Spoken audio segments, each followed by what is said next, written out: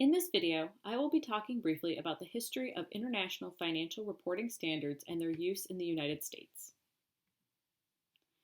Throughout your education here at UCF, you have learned about various types of accounting: managerial accounting for internal decision making, tax accounting for determining taxes owed to local and national governments, and financial accounting for reporting to stakeholders external to a company.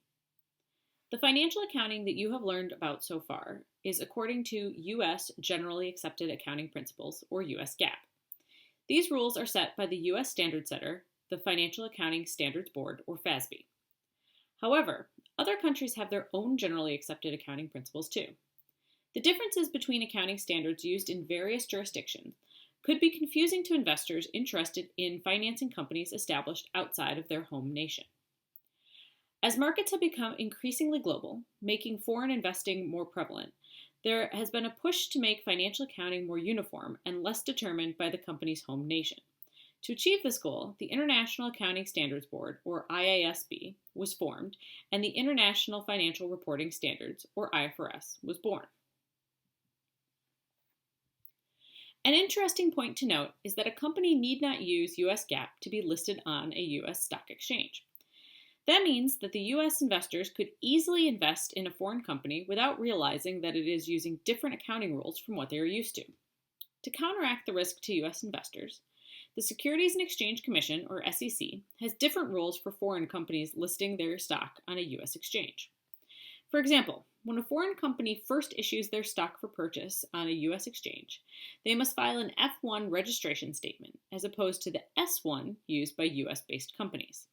This difference highlights to investors that the company is foreign-based and also provides additional information needed to evaluate the stock offering of a non-US-based company. Foreign companies listed on a U.S. exchange also file a different annual report. U.S. companies file a 10K, while foreign companies file a 20F. Additionally, companies who file their annual reports using their local GAAP must provide a reconciliation between their accounting and U.S. GAAP. Foreign companies that use IFRS, however, do not have to complete a reconciliation to US GAAP. This is a somewhat recent change. Back when I was an auditor, the reconciliation from IFRS to US GAAP was still required. The change to eliminate the reconciliation is indicative of efforts to decrease differences between IFRS and US GAAP since that time. So how did we get where we are now? Chapter 11, Sections 1 and 2 are fair game for the exam, but as I'm a better accounting professor than a history professor, I won't be talking about them much now. Please be sure to read those sections on your own. The IASB was established as the equivalent to our FASB, and the standards that they write were originally called the International Accounting Standards and labeled IAS 1, IAS 2, and so on.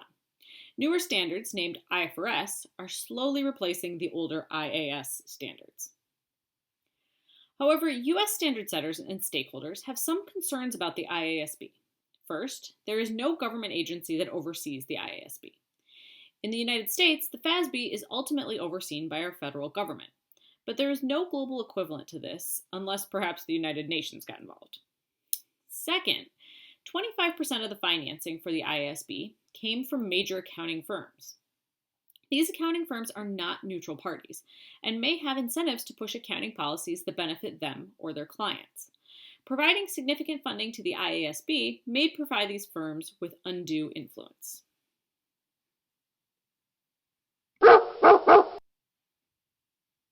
Great question, Chloe. Normally, I will not test topics that are not discussed in the lectures.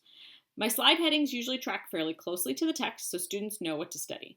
In the rare event that I will be testing something not discussed in my lectures, as we have here, I will be sure to mention it.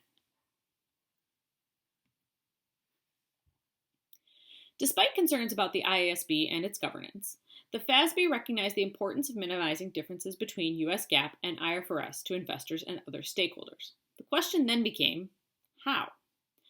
The first option is to ditch US GAAP completely and adopt IFRS.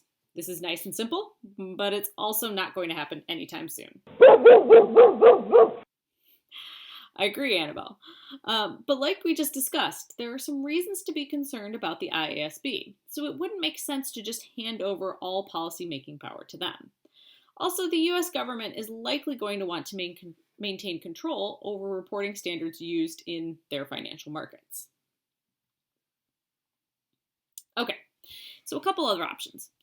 The convergence approach would be to maintain US GAAP and work with IASB to minimize the differences over time. In other words, we tweak US GAAP to make it look more like IFRS, and vice versa until they converge to the same standard.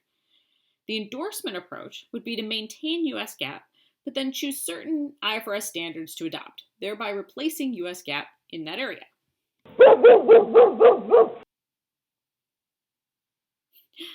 I agree they seem reasonable, Annabelle, but let's think about this a bit more carefully.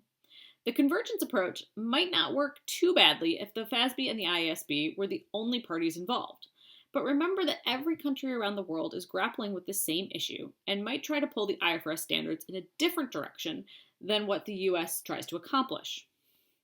The endorsement approach avoids having to come to a global consensus, but it also doesn't accomplish our original goal of making one set of universal accounting standards.